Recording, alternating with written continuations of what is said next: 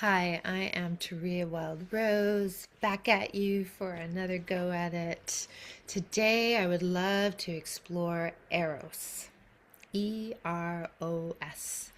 There are quite a few ancient mythological stories that help us understand the journey of our own relationship with Eros and the psyche to help us be fully embodied in the remembrance of who we are. So, Eros energy is the energy of life. It is the flower opening itself towards the sun. It is the roots of the tree climbing through the soil, doing its best to maintain life. It is the force that would destroy or kill, like an animal killing another animal because it desires to live. An important distinction here is that Eros energy desires life, desires aliveness. So when Eros energy starts to become destructive, then it is no longer moving with the motivation of inspiring and going after life. It is destroying for the sake of destroying. Of course, Eros energy, when we look at nature, nature is also destructive. But nature always has an underlying intention, even when she is being destructive, to inspire and propagate life. Another way to look at this is in archonic energies, patriarchal energies, where there has been actions motivated that are not motivated by creating life, by sustaining life, by propagating life. Actions that are not motivated to inspire more aliveness. They're just taking life to destroy.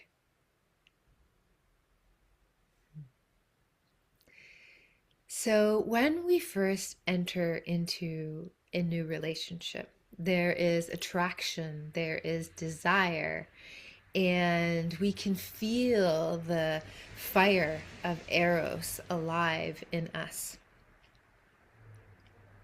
And then our psyche, our subconscious starts to take over. Our woundings from childhood, from societal messaging, from our family system, patterns that have been inherited from our family system start to show up. And fear can take over. And what kills Eros? What kills our instinctual nature to inspire aliveness and creativity? Fear.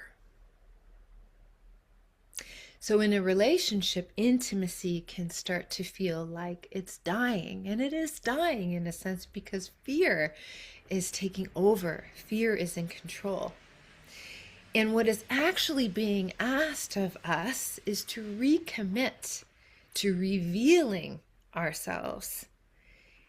When we reveal ourselves, when we share our truth, when we explicitly make requests, when we let our partner into what is actually going on for us, we restore Eros. We restore desire. We are actioning our commitment to life itself.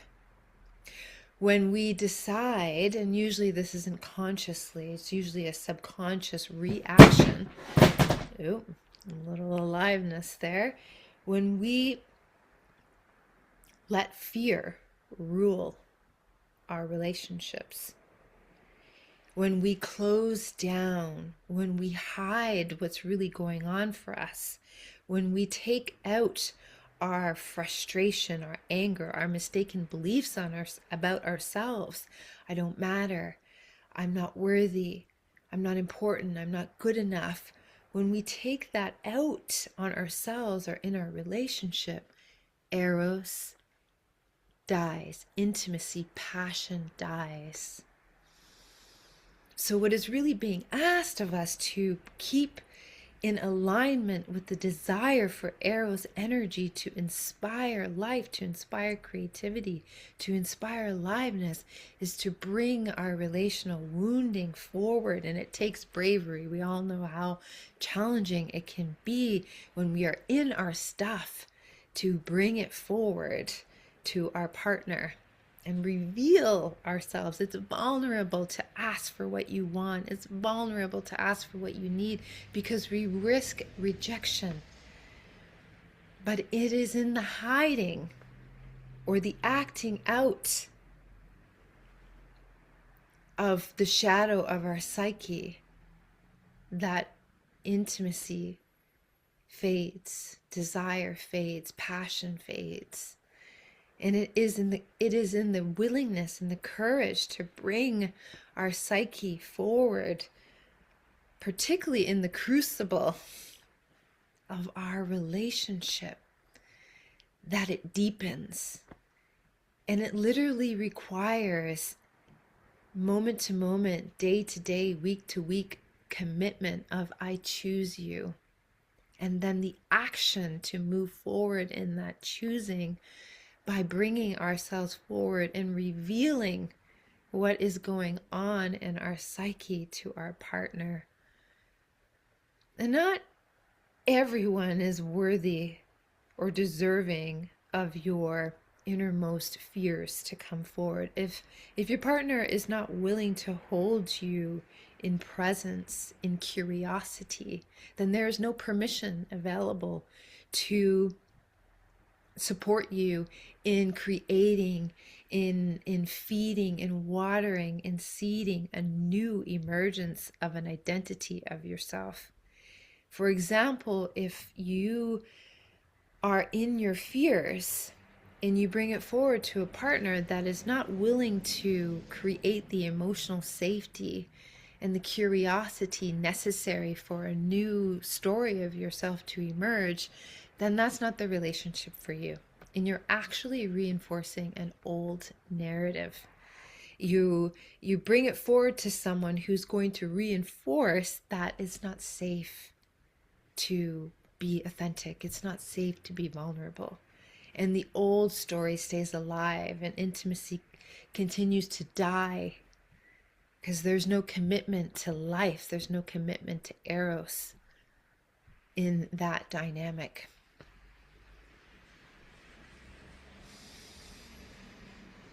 So this is a love story, and it's a great love story, and it's one that can be found in many mythologies if we are willing to look beyond what the rational mind tells us, if we are willing to look to the symbols of life, if we are willing to reunite Eros and Psyche in a sacred union, the coming together of the left hand of the feminine, the right hand of the masculine, in union to create a new story for ourselves and for our relationships. Another thing that I love to speak to is that the spiritual is sexual. You might have heard that the sexual is spiritual. But I want to offer a new understanding of the spiritual being sexual. For a long time, they've been separated as if they aren't one, as if they cannot coexist. The other day, in a speech that I was giving at a spiritual gathering in our talking circle, after a man mentioned spiritual eroticism. Spiritual eroticism. How long have we been taught that the two can't exist, that they need to be separate? When the truth is that it is in the union, the bringing together of what we define as spiritual or religious and erotic. This is when our wholeness can fully emerge and give birth to a new reality.